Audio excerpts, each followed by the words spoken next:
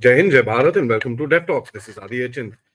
कल जो 2-3 स्टेटमेंट्स आए, एक तो जयशंकर जी के साथ स्टेटमेंट आया, एक book launch Vivekananda international foundation में वो कर रहे थे तो उनकी तरफ से स्टेटमेंट आया, प्लस कल एमईए की भी ब्रीफिंग आई। इसमें भारत के जो स्टेटमेंट्स आए हैं वो बड़े जबरदस्त आए हैं, तो उसके बारे में मेरे को थोड़ी सी बात करनी थी, क्योंकि कहीं ना कहीं भारत का एक जो पॉलिसी है और जिस तरह के जो नैरेटिव्स भारत के बारे में चल रहे हैं दुनिया में, उसके बारे में एक भारत ने जवाब दिया है। सबसे पहले बात करें कि जो एक कंट्रोवर्सी टाइप हुई थी, जहां पर मोदी जी और बाइडेन साहब की बात हुई थी अबाउट मोदी साहब के जो विजिट था यूक्रेन में, जहां पर मोदी साहब ने जो एक स्टेटमेंट डाला था जिसके अंदर यूक्रेन की तो बात करी करी, उसके बाद बांग्लादेश और हिंदुओं की भी बात उन्होंने रखी थी। यहाँ पर जो अमेरिका की तरफ से स्टेटमेंट आया उसके अंदर कहीं पे भी बांग्लादेश या हिंदुओं की बात नहीं थी। तो कहीं ना कहीं जितने भी थिंक टैंकिए लोग ये चीज एक नैरेटिव बनाने की बात करें कि नहीं नहीं नहीं, हर चीज तो स्टेटमेंट में आती नहीं है, ऐसा नहीं है, इतना इसको डीपली नहीं लेना चाहिए। यहाँ पर मैंने पुशबैक भी किया था कि देखिए, एक एक स्टेटमेंट जो होता है वो बड़ा केयरफुली डिजाइंड होता है, केयरफुली उसके एक एक कॉमा, एक एक सेमीकोलन, एक एक फुल स्टॉप किधर पे लगेगा, उसके बारे में पूरी पूरी बातें की जाती हैं। वो पूरी तरह से डिस्कस, डिजाइन और एक मेथड के तौर में, मेथड के को दिमाग में रख के फिर ही रिलीज किया जाता है। So there was a particular reason कि जो बाइडेन के स्टेटमेंट के अंदर ये बांग्लादेशी हिंदुओं का नाम नहीं था।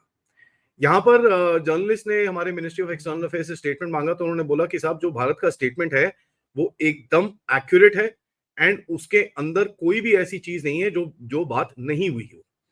तो भारत ने जिस तरह से हिंदुओं और बांग्लादेश की बात अपनी स्टेटमेंट में रखी थी, यहाँ पर उन्होंने बड़ा क्लियर कर दिया कि हमको पता नहीं भाई यूएस का क्या गेम है, बट कहीं ना कहीं भारत ने जो चीजें कही हैं उसके बारे में हमने बड़ी एक्यूरेटली रिपोर्ट करा है।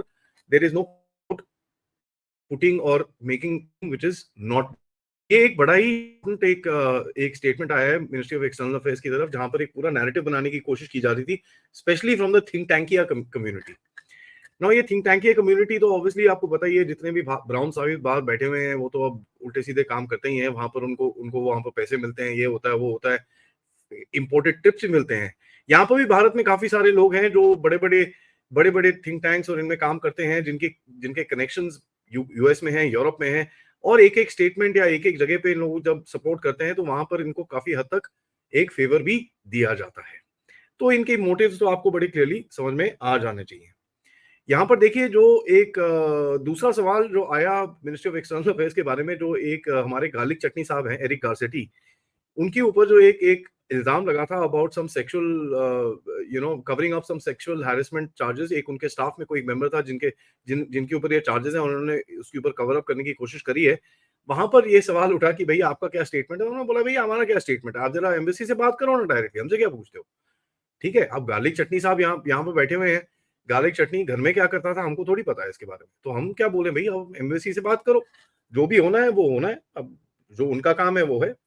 यूक्रेन के बारे में देखिए, बड़े इंटरेस्टिंग से स्टेटमेंट्स आए, क्योंकि यूक्रेन के बारे में सवाल पूछा गया कि साहब, ये जो मोदी साहब का ट्रिप था, इसका क्या नजरिया था। और इसके बारे में तो मैंने पूरे शो भी करे हैं, जहां पर मैंने आपको बताया कि नजरिया क्या था। यहाँ पर हम कोई मीडिएशन करने नहीं जा रहे, हम कहीं ना कहीं एक कम्युनिकेशन प्लेटफॉर्म बनाने जा रहे हैं।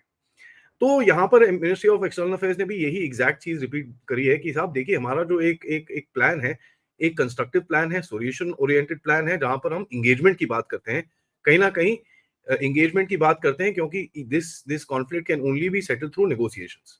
तो ये बड़ा एक क्लियर स्टैंड हमने लिया है। एंड ये भी बोला है कि भाई, ये जो हमारा स्टैंड है बड़ा क्लियर है, इसके अंदर जो भी नैरेटिव्स हैं उसके बारे में हमको पता नहीं है, क्योंकि हमारा रोल है, कंस्ट्रक्टिव रोल है, इंटरेस्ट ऑफ पीस के अंदर, कि साहब हर जगह ये जो लड़ाई झगड़ा है ये कम होना चाहिए, ये बंद होना चाहिए। हमारा उसके अंदर एक वो है, हमारा ये नजरिया है। लेकिन उन्होंने ये भी बोला कि जो एक डिसीजन है कि ये कॉन्फ्लिक्ट किधर पे जाएगा, वो डिसीजन सिर्फ दोनों पार्टीज ले सकती हैं, दोनों पार्टीज ले सकती हैं।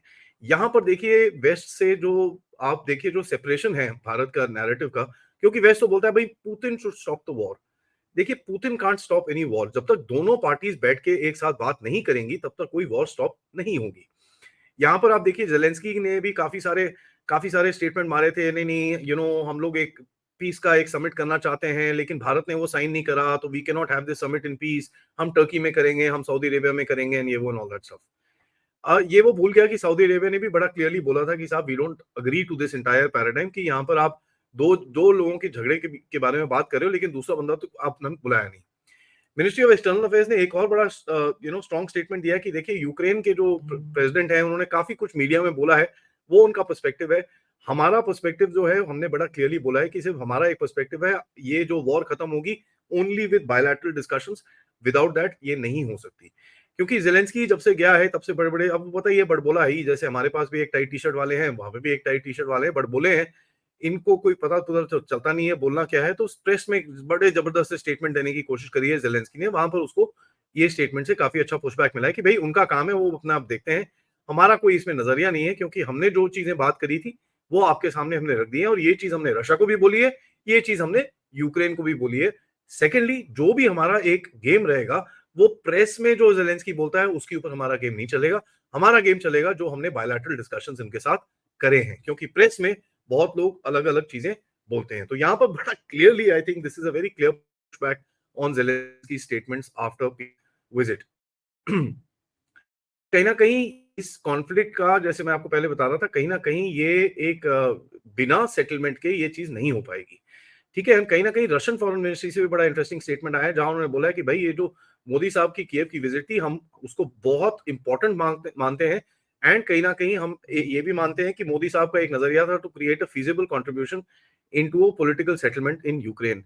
कहीं न कहीं we are supportive of political settlement in Ukraine, and हम लोग एप्रिशिएट करते हैं मोदी साहब ने करा क्या। यहाँ पर एक और मिनिस्ट्री ऑफ एक्सटर्नल अफेयर्स से सवाल पूछा गया कि भाई ये सीएनएन की एक रिपोर्ट आई है कि बांग्लादेश में आप लोगों ने फ्लड करा एंड ऑल दैट। उसको बड़ा क्लियरली पुशबैक करके बोला है कि साहब ये तो अब फेक न्यूज़ है, इसका हम कुछ कर नहीं सकते, क्योंकि ये पूरी तरह से मिसलीडिंग है। जयशंकर जी की बात करें तो जयशंकर जी ने बड़ा क्लियरली रशिया के सवाल के ऊपर एक बड़ा क्लियर स्टेटमेंट दिया कि देखो भैया, we will not be intimidated. काफ़ी वेस्टर्न जो जो लोग हैं उनका एक नज़रिया रहता है कि रशिया से आप बात मत करो, ये मत करो, वो मत करो। हम लोग इंटिमिडेट नहीं होंगे। हमारे को जो करना है हम अपने आप करते रहेंगे, तो आपका जो नज़रिया आप रखो अपने पास। पाकिस्तान के ऊपर जयशंकर जी, जो पाकिस्तान आज एकदम वेस्टर्न कंट्रीज का एक टट्टू बन के घूम रहा है, वहां पर उसके ऊपर जयशंकर जी ने बड़ा क्लियरली बोला है कि देखिए, जो एरा था एक अनइंटरप्टेड डायलॉग की, जब भी वो कुछ टेररिस्ट अटैक करते थे, हम जाके उनके साथ बात करते थे, ये करते थे, वो करते थे, वो सब खत्म हो चुका है। भारत अपनी अभी पॉलिसी लेके आएगा, लेके आया हुआ है, जो उस पॉलिसी के हिसाब से ही हम काम करेंगे। एंड जयशंकर जी ने एक और बड़े इंटरेस्टिंग और बहुत ही इंपॉर्टेंट स्टेटमेंट बोला है, जहां पर गहरे राज्य को थोड़ा झटका लगेगा, क्योंकि गहरा राज्य जो डरता है कि भारत ये जो ग्लोबल साउथ के समिट करता है, यहाँ पर भारत ने बड़ा क्लियरली बोला है कि देखिए, हम देख रहे हैं कि काफी क्रिटिसिज्म आता है भारत के अटेम्प्ट्स, जो हम लोग एक वॉइस ऑफ ग्लोबल साउथ बनने की कोशिश कर रहे हैं, उसके ऊपर बड़ा क्रिटिसिज्म आता है। हम देख रहे हैं इस चीज को, इतना क्रिटिसिज्म है, दैट मीन्स हम कुछ सही कर रहे हैं, तभी इतना क्रिटिसिज्म आ रहे हैं, तभी आप इतनी जोर जोर से रो रहे हो। तो ये चीज, this is a very very interesting statement. तो कल काफी एक पुशबैक मिला है गहरे राज्य के टट्टू और गहरे राज्य को खुद को, भारत के ministry of external affairs Jaishankar ji, और जो प्रेस स्टेटमेंट हुआ है उसके अंदर भी जयशंकर जी ने एक चीज और बोली, जहां जिसके बारे में बहुत टाइम से मैं बोल रहा हूँ कि देखिए यार, नेबर्स हमेशा प्रॉब्लम होती है। इन्होंने बोला कि साहब, कोई एक देश बता दीजिए दुनिया के अंदर जहां पर नेबरहुड में प्रॉब्लम ना हो। This is something I have been saying for a long time. Thankfully I can hear it from Jaishankar जी's माउथ कि साहब, कोई भी एक देश नहीं है दुनिया में, चाहे वो जितना बड़ा सुपर पावर हो, जिसके नेबरहुड में एकदम सब कुछ बढ़िया है, सबके साथ रिलेशंस अच्छे हैं। यहाँ पर मैं आपसे अर्ज करूंगा, थोड़ा सा आप भी थोड़ा रिसर्च करिए कि मेक्सिको के प्रेसिडेंट ने यूएस एम्बेसडर और यूएस के बारे में क्या बोला है रिसेंटली। आपको पता चल जाएगा कि मेक्सिको, जो एक बॉर्डर टचिंग नेबर है अमेरिका का, गहरे राज्य का, उसने अमेरिका के बारे में क्या बोला है, तो that will clarify quite a lot of things. यहाँ पर देखिए, लास्ट में मैं ये चीज बोलना चाहूंगा, मोदी साहब अभी जाएंगे सितंबर में अमेरिका, जहां पर यूएन जनरल असेंबली में वो अपना एड्रेस देंगे। उसके बाद एक मोदी एंड यूएस का एक बहुत बड़ा एक कार्यक्रम होने वाला है, जहां पर वो बहुत लोगों को एड्रेस करेंगे। ये बड़ा इंटरेस्टिंग है, बिफोर द इलेक्शंस मोदी साहब वहां जाके एक बड़ा चीज एड्रेस करेंगे। तो आई थिंक इसके अंदर मोदी साहब ने वही गेम खेलनी है जो इनके डिप्लोमेट्स हमारे देश में आके खेलने की कोशिश करते हैं। तो एक ही झटके में Modi is gonna address the entire Indian diaspora, which is gonna be very interesting to watch. तो ये होगा सितंबर एंड में, इसके ऊपर ऑब्वियसली हमारी नजर बनी रहेगी। गहरे राज्यों को काफी झटका लगा है कल के स्टेटमेंट से, एंड कहीं ना कहीं देखते हैं अभी रिस्पॉन्स क्या आता है, क्योंकि बांग्लादेश में तो गेम चल रही है, वैसे भी हमारी जो स्ट्रेटेजिक गेम है वो चल रही है।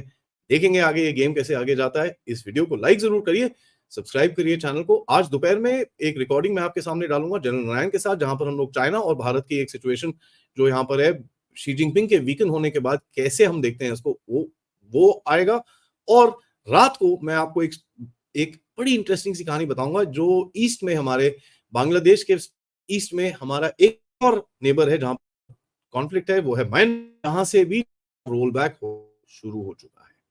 तो ये दोनों के लिए जरा प्लीज वेट करिएगा।